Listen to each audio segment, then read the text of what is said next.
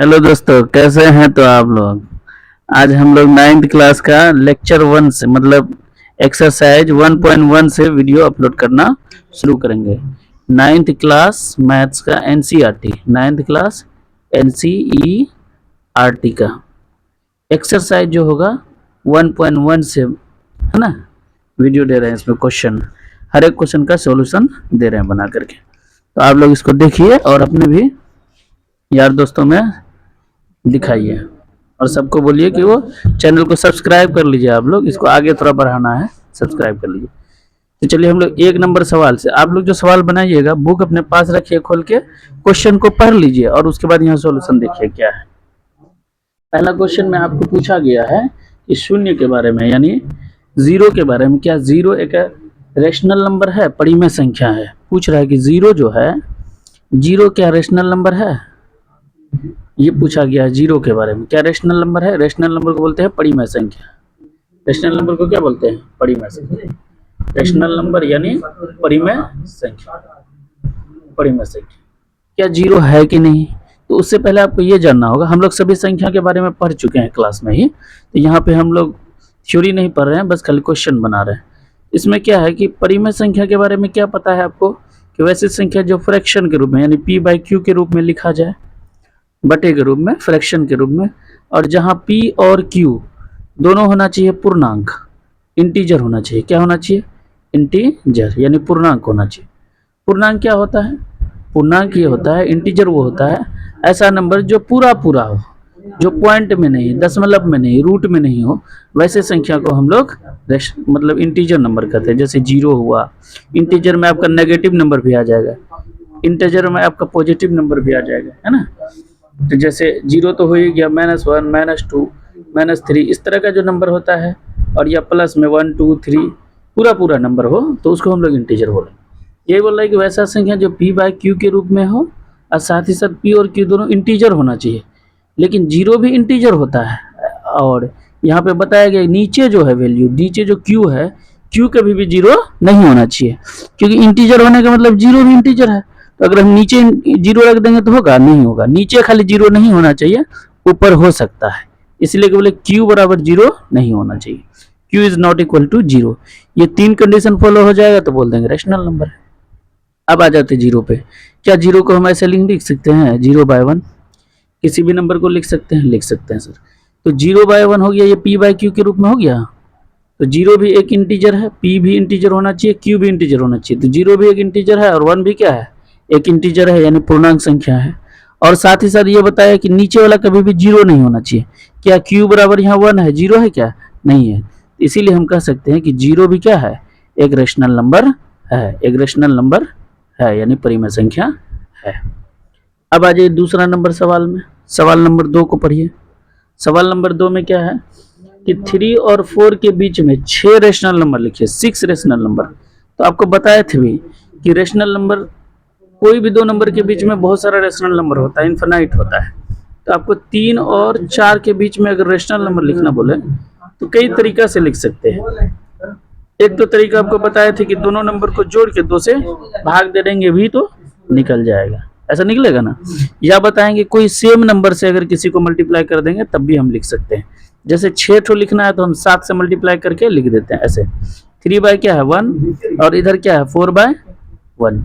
इसको हम 7 से मल्टीप्लाई कर लें ऊपर नीचे, कोई दिक्कत? यहाँ भी कर देंगे तो कोई दिक्कत नहीं होगा। ये नंबर हो जाएगा 21/7, और इधर हो जाएगा 28/7। तो इसके बीच में हम 6 रेशनल नंबर, 6 हम लोग 6 रेशनल नंबर परिमेय संख्या लिख सकते हैं। 6 को परिमेय संख्या, परिमेय संख्या। क्या यही तरीका से बनता है? नहीं, केवल यही तरीका से नहीं बनता है, इस तरह से भी बना सकते हैं और भी तरीका से बना सकते हैं। तो 6 रेशनल नंबर अगर आप यहाँ लिखना चाहिएगा तो जैसे 21 से 28 के बीच में लिखना है तो आप लिख सकते हैं 22/7, 23/7, 24/7, 25/7, 26/7, है ना, 27/7, इस तरह से लिख सकते हैं, है ना। ये एक तरीका हुआ इसी नंबर को बनाने का, परिमेय संख्या निकालने का। और भी तरीका से निकल सकता है, जैसे, है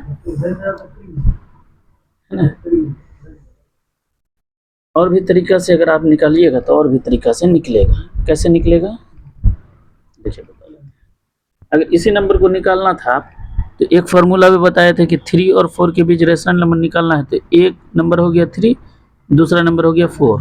फार्मूला से क्या बताया, अगर एक रेशनल नंबर निकालना है, एक यहाँ आ जाएगा 3 4, इसको बताए थे 1/2 से भाग दे देना है, एक तो निकल जाएगा। दोनों को जोड़िएगा तो कितना होगा 7/2, आ गया 3/3.5, एक रेशनल नंबर निकल गया। फिर अगला निकालेंगे तो कोई यहाँ एक से ले लेंगे, मान लो 3 अब प्लस 3.5 भागा दे देंगे 2 से, दूसरा वाला रेशनल नंबर निकल जाएगा, है ना। तो दोनों को जोड़ेंगे, 7.5 को 2 से भाग दे देंगे, कितना आ जाएगा, है ना।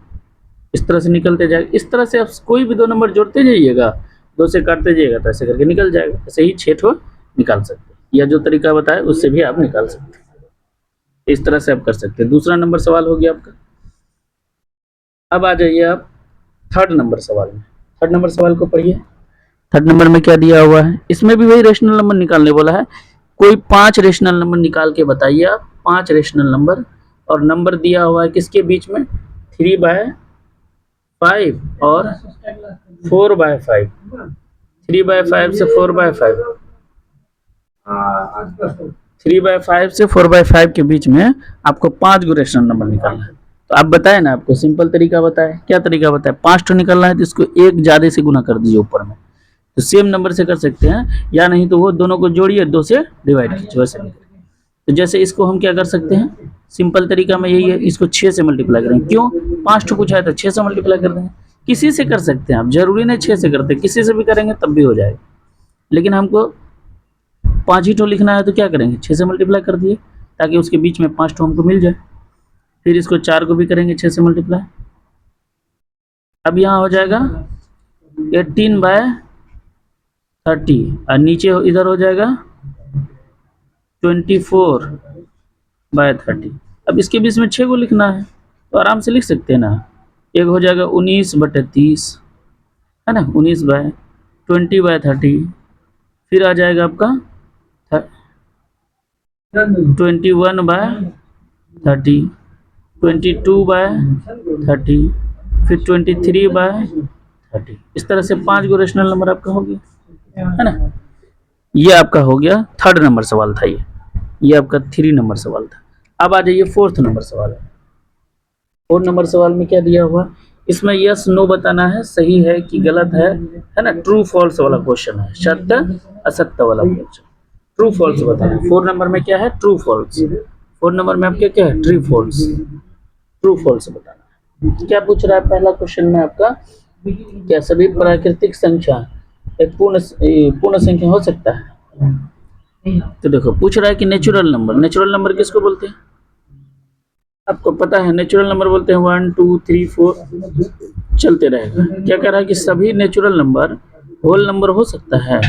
होल नंबर, होल नंबर कहाँ से जीरो होगा, 1 2 3 4, इस तरह से 0 से शुरू होगा। क्या सब ठो नेचुरल नंबर इसमें नहीं है, खाली 0 को छोड़ दें, सब ठो तो इधर नेचुरल नंबर है।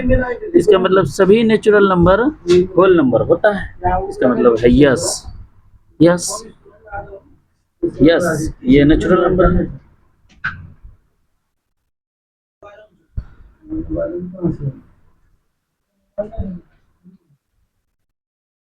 अब दूसरा वाला देख लेते हैं। इसी में पूछ रहा है क्या, प्रत्येक पूर्णांक संख्या एक पूर्ण संख्या होगा। पूर्णांक संख्या क्या होता है, देखो पूर्णांक मतलब अभी बताइए, integer number. Integer number, integer number क्या होता है, इंटीजर नंबर होता है नेगेटिव नंबर होता है, 0 होता है और पॉजिटिव नंबर होता है। जबकि पूर्ण संख्या, पूर्ण संख्या आपको पता है होल नंबर। होल नंबर क्या है, होल नंबर क्या है, होल नंबर होता है 0 1 2 3, यानी पॉजिटिव में आता है। इसका मतलब सभी इंटीजर नंबर, इंटीजर में तो माइनस भी होता है, माइनस वाला तो इसमें नहीं आता है, यानी खाली 0, सभी इंटीजर नंबर नहीं आएगा, केवल पॉजिटिव और 0 आ सकता है होल नंबर में, लेकिन नेगेटिव तो नहीं आता है, होल नंबर तो नेगेटिव नहीं है। इसका मतलब ये वाला क्वेश्चन असत्य हो जाएगा, असत्य यानी फॉल्स हो जाएगा। ये क्या हो जाएगा, फॉल्स, क्योंकि नेगेटिव भी तो इंटीजर होता है, नेगेटिव तो इसमें आता नहीं है होल नंबर में, इसलिए कि ये वाला गलत हो जाएगा। चलिए अब थर्ड नंबर इसी का पढ़ते हैं, 4 का ही थर्ड नंबर सवाल। थर्ड नंबर में क्या है,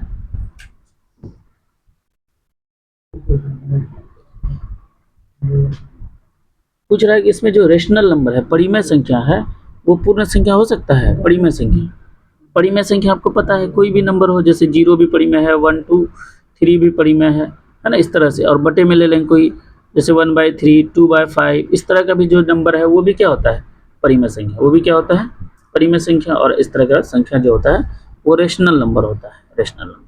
लेकिन बोल रहा है कि पूर्ण संख्या, पूर्ण संख्या में तो आपको पता है क्या होगा, होल नंबर में आपको 0 1 2 3 यही सब हो सकता है। ये वाला तो, बटे वाला तो इसमें नहीं आएगा, बटे वाला आएगा इसमें नहीं आएगा। इसका मतलब ये होल नंबर, सभी जो रेशनल नंबर है, सभी रेशनल नंबर ये होल नंबर नहीं हो सकता है। ये वाला नो हो जाएगा आंसर, यानी असत्य हो जाएगा, असत्य यानी फॉल्स हो जाएगा, यानी क्या हो जाएगा, ये फॉल्स। ये वाला भी आंसर गलत है, ठीक है ना। इस तरह से आपका जो सवाल था, मतलब 1 से लेके 4 तक ही इसमें सवाल था पहला एक्सरसाइज में। आपका 9th क्लास का 1.1 एक्सरसाइज में 1 से लेके 4 तक ही है। और आप लोगों को कैसा लग रहा है, क्या और बताना है, क्या दिक्कत है, वो सब आप कमेंट कीजिएगा। बाकी कैसा वीडियो लग रहा है, और वीडियो को थोड़ा सब्सक्राइब करना है और सब दोस्तों से सब्सक्राइब करवाना है, ठीक है। बताना है कि यह 9th क्लास का चैप्टर वाइज दे रहा है एक्सरसाइज, टोटल एनसीईआरटी का सवाल का सोल्यूशन, ठीक है। एक क्वेश्चन आप लोग का होमवर्क में है, देखें आप लोग बना पाते हैं। क्या क्वेश्चन है कि 5/6 और 6/7 के बीच कोई दो परिमेय संख्या निकालना है। कितना? दो परिमेय संख्या, दो परिमेय संख्या निकालना है, दो परिमेय संख्या, दो परिमेय संख्या 5/7 और 6/7 के बीच दो परिमेय संख्या निकालना है। ये आपका होमवर्क है, ठीक है। ये आप सवाल बना के आंसर कमेंट कीजिएगा, कमेंट कीजिएगा, ठीक है। आज यहीं तक, ठीक है। जय हिंद।